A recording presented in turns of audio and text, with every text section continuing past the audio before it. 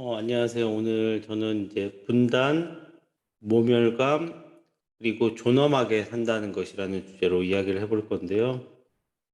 2021년 현재 많은 사람들이 이제 분단 지겹다라고 이야기를 하고 있어요. 또 한편에서는 통일, 평화도 지겹다라고 이야기하고 있죠.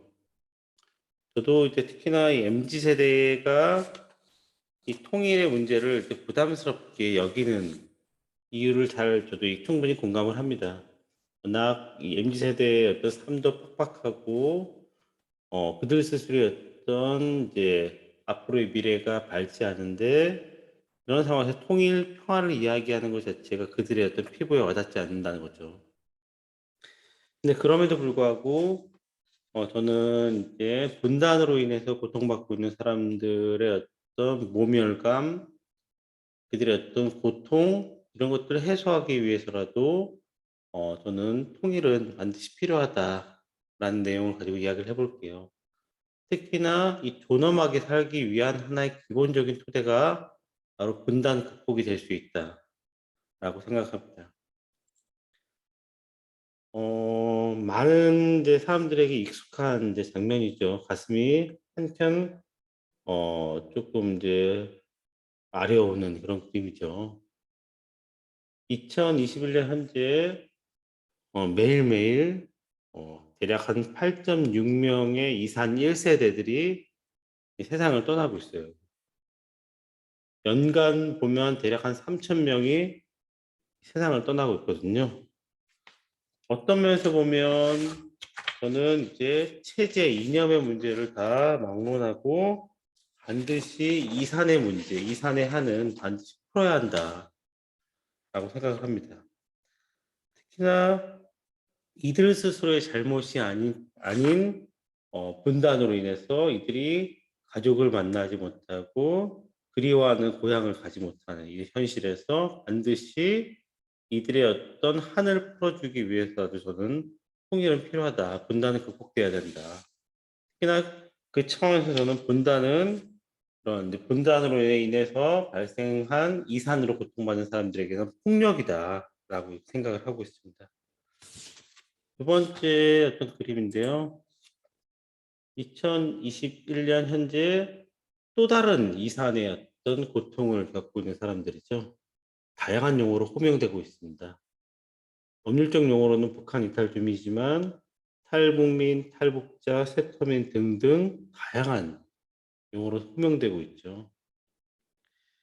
어떤 사람은 지금 이산의 고통을 해소하지 못한 채 세상을 떠나고 있지만 또 다른 이산의 고통이 이 사회에서 켜켜이 쌓이고 있어요. 그렇듯 분단은 그 자체로서 이산의 문제를 낳고 이산은 고통을 준다. 누군가에겐 고통을 가져다 준다 생각합니다. 더 나아가서 학생들 이 그림 잘 기억나시죠? 2019년에 관악구 탈북 모자 사망 사건을 추모하는 분향소의 그림인데요. 이 탈북 모자가 어떠한 연유로 세상을 떠났는지에 대해서도 다양한 어떤 의견이 제기되고 있지만 저는 이들이 모멸감을 겪었다라고 생각합니다. 특히 존엄하게 살지 못했다라고 생각하는데요. 최근에 게랄드 휘터라는 저자가 존엄하게 산다는 것이라는 책을 냈는데요.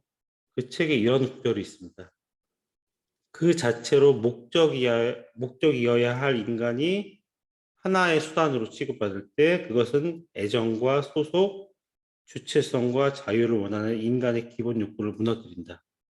이는 매우 비참하고 고통스러운 경험이다. 특히나 2021년 현재 존엄, 존중이라는 단어가 수많은 책과 언론에서 계속적으로 자주 거론되고 있는데요. 왜 그런지 한번 고민해 보니까 다양한 이유, 다양한 잣대로 인해서 존중받지 못하는, 존엄하게 살지 못하는 사람들이 늘어나고 있다는 거죠. 전 대표적으로 이 탈북민들이 이 사회에서 존엄하게 살지 못하는 어떤 사람들이라 생각합니다. 또 나아가서 김지혜라는 사람도 이 선량한 차별주의자라는 책에서 이런 이야기를 하는데요. 모욕을 한 사람은 없고 모욕을 당한 사람만 있으니 모욕을 당한 쪽에서 감내하거나 세상을 바꿔야 하는 걸까? 우리가 의도했건 의도하지 않건 우리는 탈북민들에 대해서 우리가 모욕을 하지 않았다 하지만 탈북민은 모욕감을 느끼고 있거든요. 어떤 면에서 보면 우리의 무관심에 의해서 이들이 이 모욕감을, 이 모멸감을 느꼈을 수도 있고, 또 한 차원에서 탈북민이라는 이유로 우리가 불쌍하게 바라보는 것, 그 자체도 그들에게는 모멸감으로 다가올 수 있다는 거죠. 김찬호라는 학자가 모멸감이라는 책에서 제도 그 자체가 모멸감을 줄 수 있다라는 얘기를 했습니다. 어떤 면에서 보면 탈북민이라는 이유로 우리가 다양한 어떤 정책 지원을 해주고 있는데 항상 지원의 이면에는 기대가 있다는 거죠. 그들에게 우리 사회가 암묵적으로 강요하는 기대가 있다는 거죠. 그것이 그들에게 모멸감을 줄 수 있다.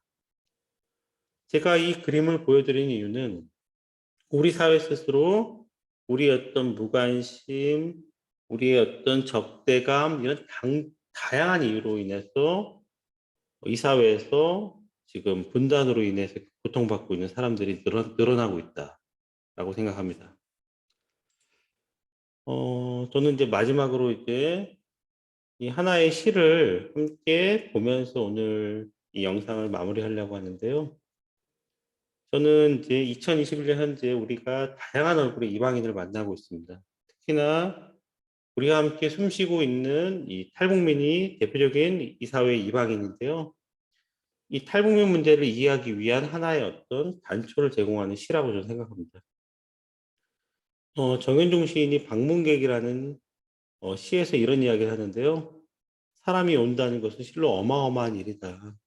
그는 그의 과거와 현재와 그리고 그의 미래와 함께 온다. 그러니까 한 사람의 일상이 온다는 거죠. 그리고 부서지기 쉬운, 그래서 부서지기도 했을 마음이 오는 거다. 그 갈피를 아마 바람을 더듬어 볼 수 있는 마음이다.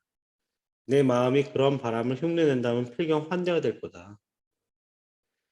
사실 이제 탈북민을 포함해서 이산 1세대 실향민이나 다양한 어떤 분단으로 인해서 고통받고 있는 사람들을 환대하라고 강변하는 것은 매우 어려운 일이에요.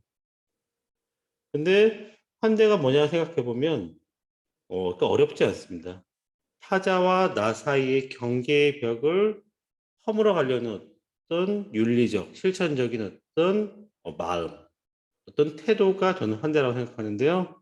우리 사회에서 우리가 계속적으로 무관심했고 어떤 면에서 보면 적대감을 표출했을 우리 자신의 어떤 내적 성찰을 하는 것 그 자체가 분단으로 인해서 고통받고 있는 사람들을 환대하는 그 출발이 되지 않을까 생각합니다. 제 오늘 강의 내용은 여기까지입니다. 수고 많으셨습니다.